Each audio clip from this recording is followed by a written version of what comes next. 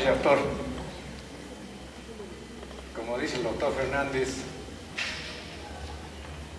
varias veces ha tratado de invitarme a venir a este congreso, pero lo que ha pasado es que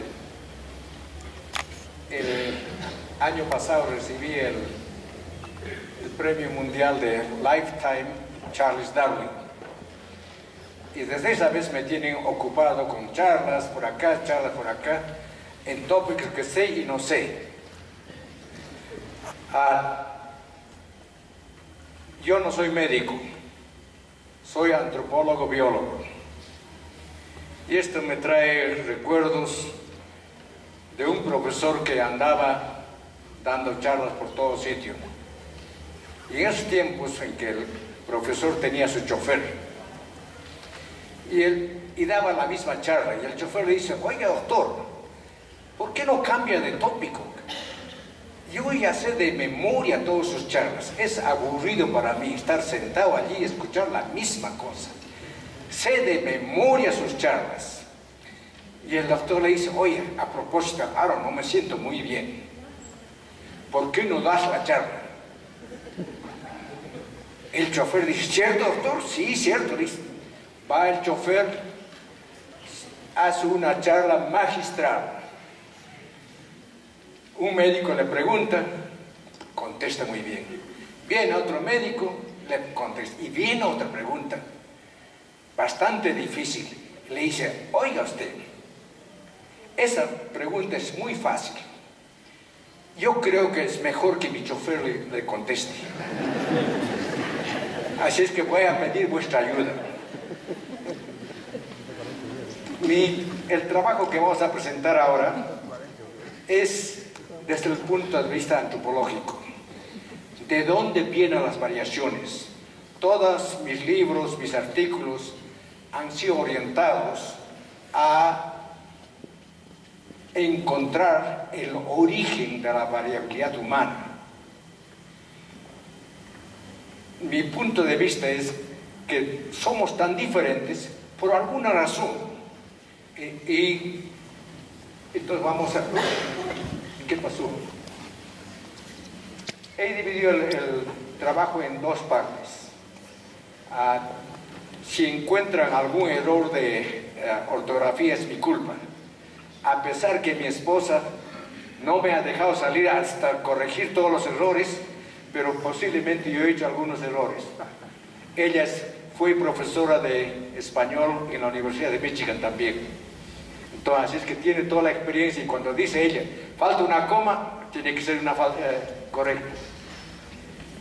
Este mapa que el doctor Fujita trató de mostrarles, muestra las diferentes regiones del mundo donde habitan poblaciones por encima de 2.500 metros de altura, que es la altura que se considera alta, por el hecho de que por encima de esta altura se pueden notar cambios fisiológicos, tanto especialmente durante el ejercicio.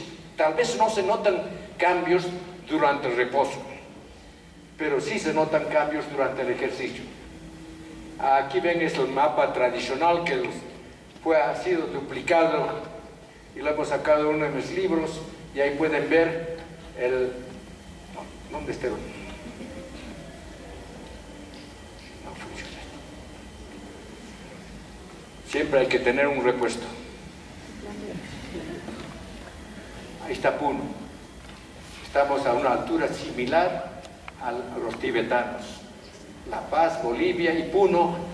La razón que pongo a este énfasis, que está a una altura similar, porque muchas de las diferencias que se han encontrado entre los andinos y los tibetanos ocurre a esta altura. El doctor Hurtado ha sido uno de los pioneros de la fisiología de altura. Él estableció, en 1964, publicó un artículo que realmente hasta hoy en día no puede ser imitado. Estableció la pauta, y en la que encontró, en primer lugar, que el volumen pulmonar es mucho más grande, pero especialmente el volumen residual. comparado a los del nivel del mar. Luego, en los nativos, también el consumo de oxígeno durante el ejercicio máximo. Que llamamos el aerobic capacity.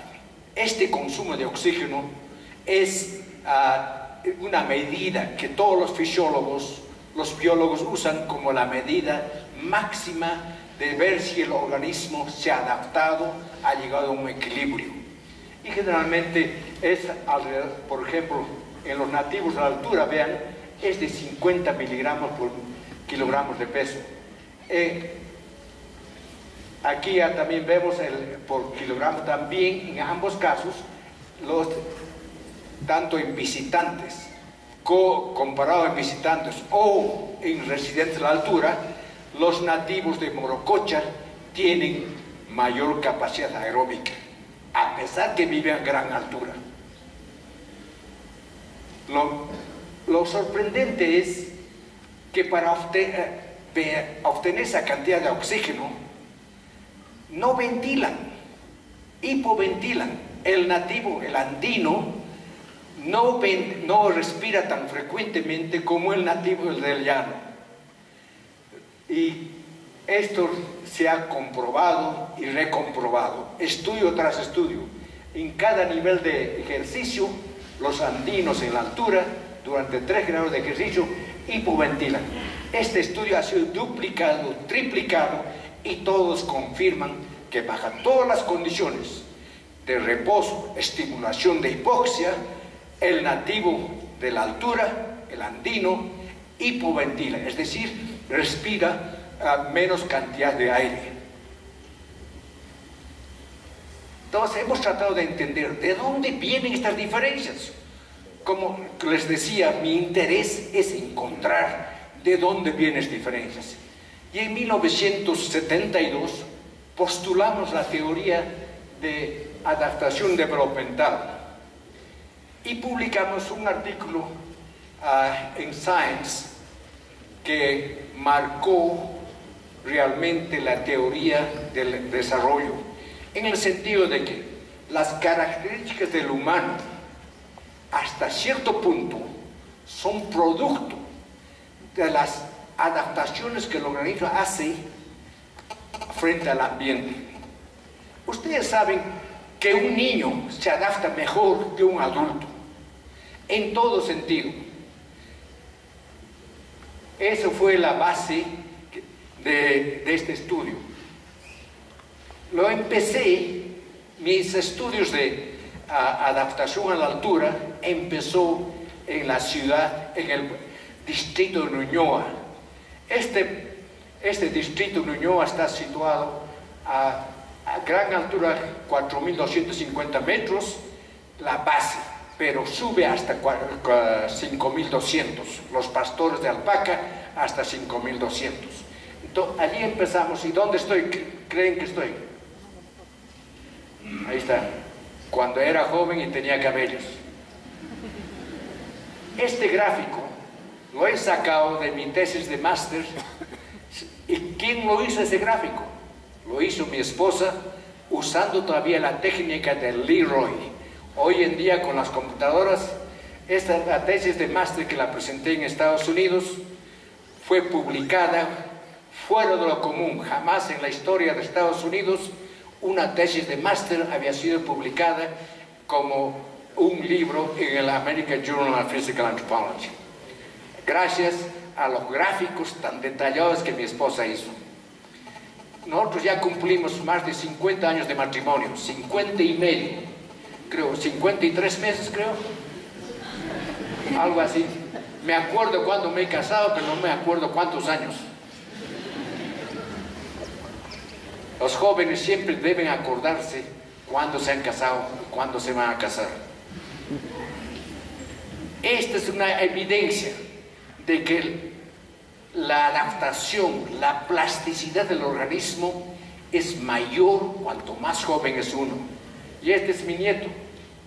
Y cuando yo tengo problemas con la computadora, le llamo al nieto que ahora tiene 7 años. Desde los 5 años ya era un experto en las computadoras. Le llamaba, le decía, Venía y agarraba la computadora, pero no me enseñaba cómo se hacía. Solucionaba el problema, pero no me enseñaba cómo se hacía. Porque para ellos es muy fácil aprender. Es el mismo principio que nuestra abuela decía. Al perro viejo no se le puede enseñar nuevas costumbres. ¿Cierto o no cierto? Al perro joven sí. De ahí que entonces este principio de conducta lo apliqué a la fisiología. Basado en ese principio hemos llevado a cabo estudios. Primero hicimos los estudios en el Cusco y en Puno, con la participación del doctor Tulio Velázquez, Emilio Picón Reátegui, del Instituto de Biología Andina. Allí establecimos las pautas. Los primeros estudios de adaptación developmental, o developmental adaptation, como nosotros llamamos. Allí empezamos y establecimos las raíces, pero hicimos con estudiantes de la Universidad del Cusco. La Universidad del Cusco en esa vez atraía estudiantes de diferentes localidades, diferentes partes del Perú. Algunos venían de Tacna, algunos venían de Lima, y algunos habían venido en la edad temprana. Algunos habían llegado al Cusco cuando tenían 2 años, algunos llegaron cuando tenían 3 años. Para mí esto era un laboratorio viviente para probar la idea de adaptación developmental, es decir, la adaptación durante el desarrollo. Entonces la hipótesis era, los que han llegado a la edad de 2 años o 3 años son diferentes a los que han llegado a los 20 años. Y con la colaboración de mis colegas del Departamento de Antropología de la Universidad del Cusco, el doctor Jorge Sánchez, con quien trabajamos, fuimos al instituto, hemos trabajado acá hace 20 años y nos hospedamos en el hospital regional y hasta nos hemos volcado. Salíamos de Lampa, no conocíamos la carretera, porque saliendo de Lampa es una carretera empinada y después una bajada de cascada. No sabíamos cómo controlar el carro, nos fuimos 6 vueltas de campaña. Fue un accidente que terminó esa parte de la investigación. Pero así es la investigación, uno tiene que estar preparado para todo. Entonces, cuando no pudimos continuar el trabajo, eso les cuento a ustedes que van a ser los futuros investigadores. Cuando una fase de un trabajo no se lleva a cabo, hay que tener otra alternativa. Entonces estábamos en la época de los golpes de Estado. Esa vez estaba Morales Bermúdez. Y felizmente Coco Sánchez, mi colega el doctor Jorge Sánchez, era sobrino de uno de los generales. Y le dije, mira, ¿por qué no le dices a tu tío que nos dé facilidades en el ejército? Y fuimos a probar la tesis de hasta qué punto los altos tienen una desventaja en la altura. Entonces dijimos, y él dijo, muy bien, llamó al capitán, el capitán, entréguele el número de soldados que el doctor necesita. Y hicimos todas las mediciones, escogimos a los más altos y a los más bajos, y encontramos realmente que la eficiencia de extraer oxígeno, eso es bueno que sepan ustedes.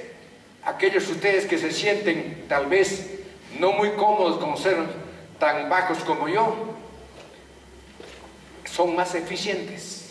El consumo de oxígeno y el esfuerzo para obtener ese oxígeno es mejor en los pequeños, en los que están por debajo de 1,60 m.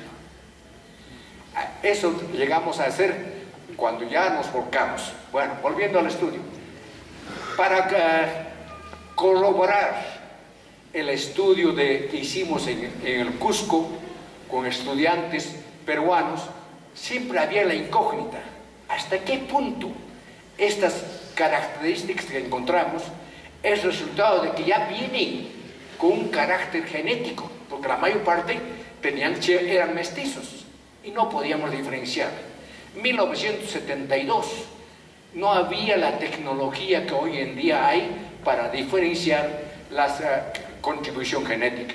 Entonces fuimos a La Paz, y allí nuevamente La Paz, Bolivia, con la colaboración del doctor Enrique Vargas, la doctora Mercedes Villena, Rudy, un montón de colegas del Instituto Boliviano de Biología de Altura. Logramos estudiar un grupo grande de extranjeros que habían llegado a La Paz después o durante la Segunda Guerra Mundial. Unos habían venido con sus hijos, otros habían llegado a estado adulto, algunos habían hasta nacido en La Paz. Entonces esto para mí nuevamente fue un laboratorio viviente, porque aquí teníamos un grupo europeo, y mi pregunta era, ¿estos europeos habrán adquirido las características del nativo de la altura? Y llegamos a hacer este estudio bien extenso, medimos todas las características que se puede medir: consumo de oxígeno, volumen residual, todas las características en europeos, en nativos, y encontramos esto. Encontramos que los que se habían, tanto en hombres como en mujeres, los que habían llegado durante el desarrollo antes de los 16 años, habían adquirido un volumen pulmonar, especialmente el volumen residual, era igual a los nativos. En cambio, sus hermanos, sus primos, que llegaron después de los 16 años, estaban bien adaptados, indudablemente, jugaban fútbol, participaban en todos los deportes, pero sus características morfológicas no eran igual a los nativos de la altura. Vean ustedes, existen condiciones en todo lugar para hacer estudio. Lo que falta es la idea, la hipótesis. Señores, la ciencia avanza cuando hay teoría, cuando hay hipótesis. Primero hay que fraccionar la teoría, y ahí se va con una hipótesis que se puede probar o desprobar. Lo que encontramos entonces es que la capacidad vital, la force vital capacity, la parte externa del pulmón, cuando uno hace una prueba de capacidad funcional, uno toma un aire todo lo que pueda y pues bota todo el aire. Eso es la force vital capacity. Este volumen es bastante modificable. Hicimos todas las correlaciones y es bastante modificable.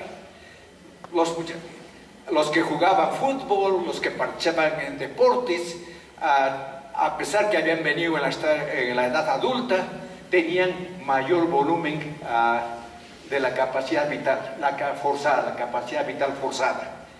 Era bastante modificable. Luego fuimos a la literatura, y es cierto, los fumadores tienen una capacidad vital forzada amplia. Es una compensación del organismo para obtener más aire, retener más oxígeno. En cambio, el volumen residual puede ser modificado solamente durante la infancia y la niñez.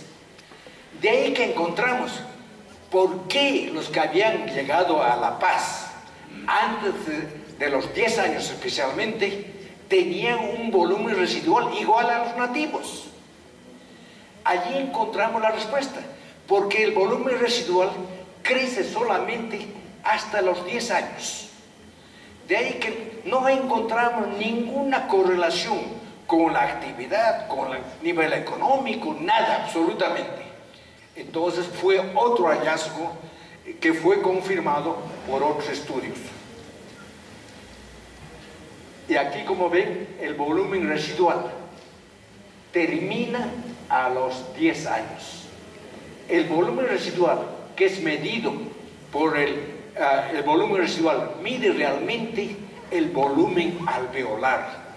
Y en ese rincón del pulmón es donde ocurre el intercambio de oxígeno, donde la hemoglobina coge oxígeno y lleva y lo transporta y lo entrega a las células. Si este volumen es grande, mejor la adaptación. Entonces, esta modificación se puede ampliar durante la infancia y la niñez, antes de los 10 años. Entonces encontramos otra respuesta.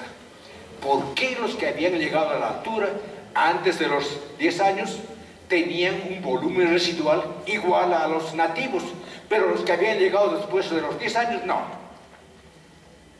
Entonces, consecuencia de esto, encontramos que el consumo de oxígeno, la capacidad aeróbica de aquellos que habían llegado durante el desarrollo era igual a los nativos. En algunos casos hasta superaban, pero aquellos que llegaron después, vean, era mucho después. Estos son europeos que se habían aclimatado desde el nacimiento bastante alto, pero los europeos que llegaron ya durante el estado adulto nunca pudieron igualar a los nativos de la altura.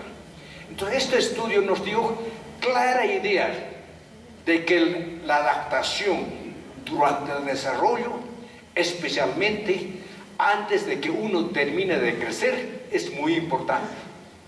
Y construimos esa teoría de Developmental Adaptation.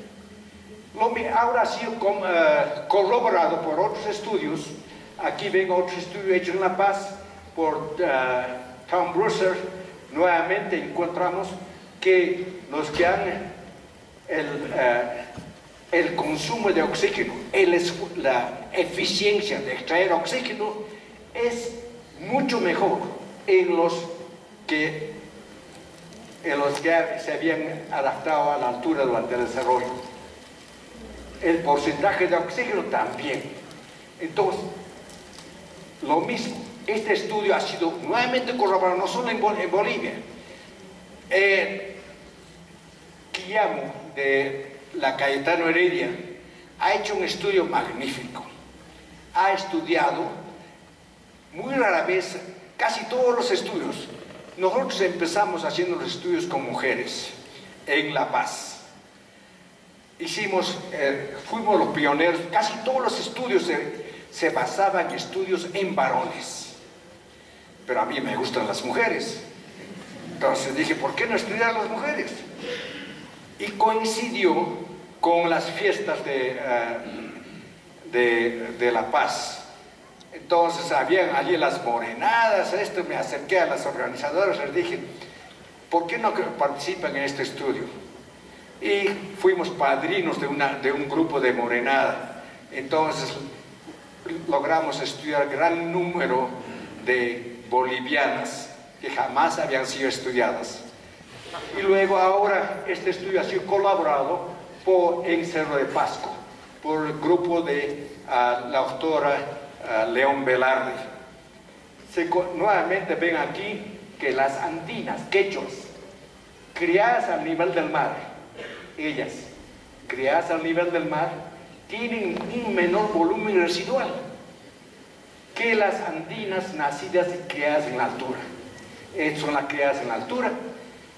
O sea, nuevamente, aquí ya vemos algo muy diferente. Lo mismo acá, la capacidad aeróbica, nuevamente, la capacidad aeróbica de los andinos criados al nivel del mar, estos es menor a los que los andinos y criados en la altura, que emigraron al llano después de los 16 años. Es lo opuesto que hicimos nosotros. Ellos han hecho lo que han hecho, ha sido lo opuesto. Nosotros estudiamos los que migraron del llano a la altura. Ellos dijeron, si esto es cierto, debe haber alguna diferencia en aquellos que migran de la altura al llano después de 16 años. Y encontraron que realmente existen las diferencias. Ha sido corroborado esto por estudios experimentales en animales, no solo en humanos. Todos los estudios demuestran que aquellos expuestos a la altura durante la hipoxia tanto en conejillos, en perros, todos se encuentra lo mismo. Aquellos que han sido expuestos a la altura durante el desarrollo tienen mayor proliferación alveolar, tienen mayor volumen pulmonar.